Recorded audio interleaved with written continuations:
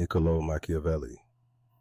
You know, his name alone evokes all kinds of emotions: curiosity, fascination, even fear. And it's no wonder, right? The prince is often misunderstood as some sort of cruel playbook for tyranny, but it's actually something, well, deeper than that. It's a reflection of human nature itself. Right, but let's cut to the chase here. He's not sitting in some Renaissance cafe dreaming up utopia. The guy's writing this when Italy's getting its butt kicked left and right. Turmoil, betrayal, collapsing city-states. It's chaos out there. Exactly. Renaissance Italy was a mess, a literal patchwork of unstable city-states. Machiavelli wasn't advocating cruelty. He was dissecting reality, especially the harsh realities of power. And Duke, one of his most controversial ideas, hands down, is this: it's better to be feared than loved. Oh, I love that line. Fear lasts. Love? It's wishy-washy, man. 1 minute you're a hero, the next they stab you in the back. Seen it happen. Love's nice, but you can't bank on it. Exactly. Now, Machiavelli didn't say leaders should go out of their way to terrify people. No. He's saying fear, unlike love, is dependable, stable. Love fluctuates. Fear, it's constant. And when you rely on people's fickle affections, you're setting yourself up for betrayal. Right, and when you're a leader, you can't afford to lose control. Ever. Let's look at Saddam Hussein. Scared the hell out of everyone around him, right? Held on to power for decades. You didn't love Saddam, you feared him. Good example. But here's the nuance Machiavelli dives into. A ruler can't be hated. Saddam, eventually, he crossed that line. And look where that got him. Loyalty through fear is one thing, but being universally despised, it's dangerous. Sure, but it buys time. Fear can keep folks in line long enough to stabilize. You don't hold power in chaos by being everyone's buddy. True, Duke, and that's key. Machiavelli warns rulers against tipping into outright cruelty. It's about striking a balance. Use fear, but wield it like a scalpel, not a hammer. Makes sense. Even in command situations, you're tough when you need to be, not because you want to flex muscles all day. A soldier fears disrespecting you, but if you're hated, that turns into disobedience real fast. Absolutely. And you know, this idea ties into Machiavelli's view of human nature, how self-interest dominates, how betrayal lurks everywhere. But we'll get to that soon. So, Duke, let's dive into Machiavelli's take on human nature. He's fascinatingly blunt. He saw us not as inherently evil, but driven by self-interest. Ambition, security, self-preservation, these drive our actions. Trust? It's fragile, fleeting, and always conditional. Man, that's true. On deployment, you learn real fast who you can count on and who might cut corners, especially when things get heavy. It's not always betrayal.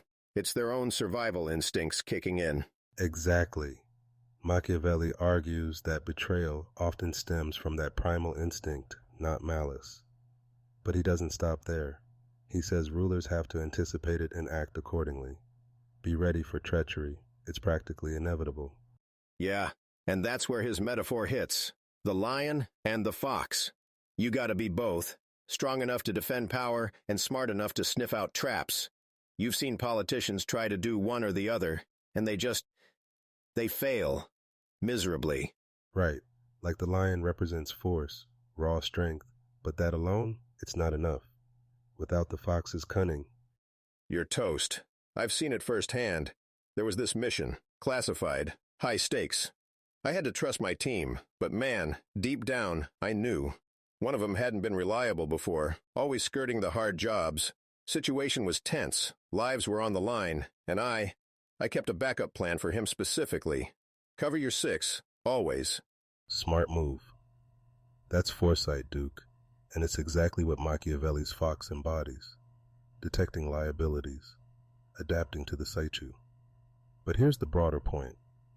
Leaders who combine these traits, strength and cunning, truly stand a chance in chaotic systems like Renaissance Italy or modern-day politics. And the ones who don't? They're just running blind. Let's be real. The world doesn't run on trust alone. You either adapt or you lose. That's it. Just like Machiavelli saw it, A messy, unpredictable world forcing leaders into tough choices. But what's interesting, that even amidst this chaos, his guidance points to practicality, not cynicism. Balance isn't bitterness, it's survival. Yeah, but let's not sugarcoat here. Sometimes survival looks ruthless. Like, at what point does doing what you gotta do cross the line? Man, I think that's where the ends justify the means really sparks the debate. Exactly, Duke. The ends justify the means. It's probably Machiavelli's most infamous principle, a phrase that's still sparking debate, right? But here's the nuance. He wasn't advocating for cruelty just for the sake of it.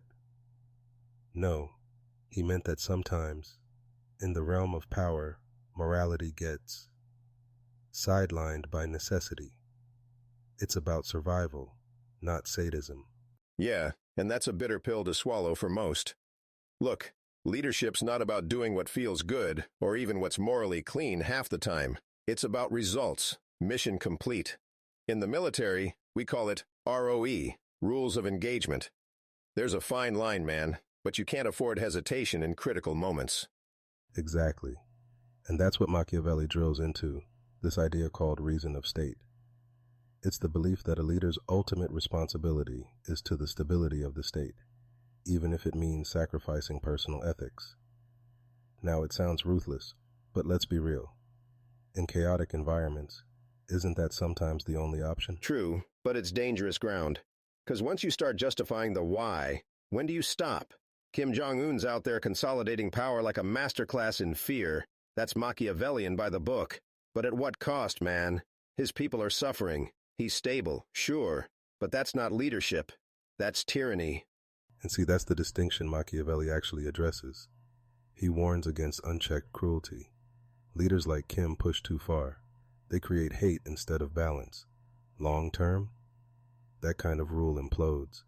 He's stable now, but history's full of leaders whose oppression backfired. Fear as a tool, yes, but cruelty as a doctrine? No. Fair point. It's like threading a needle, practicality over ethics, but not letting practicality slide into outright evil. Putin's another one. Guy's got strategy down cold, keeps his inner circle locked tight, crushes dissent, but man, he's forcing loyalty instead of earning it. How sustainable is that? It's a gamble, Duke. A high-stakes one. Machiavelli might argue that Putin's playing the lion, strength, fear, domination. But the fox's ability to adapt, to see the subtle threats, that's where leaders like him risk faltering over time. Eventually, people or circumstances outmaneuver brute force.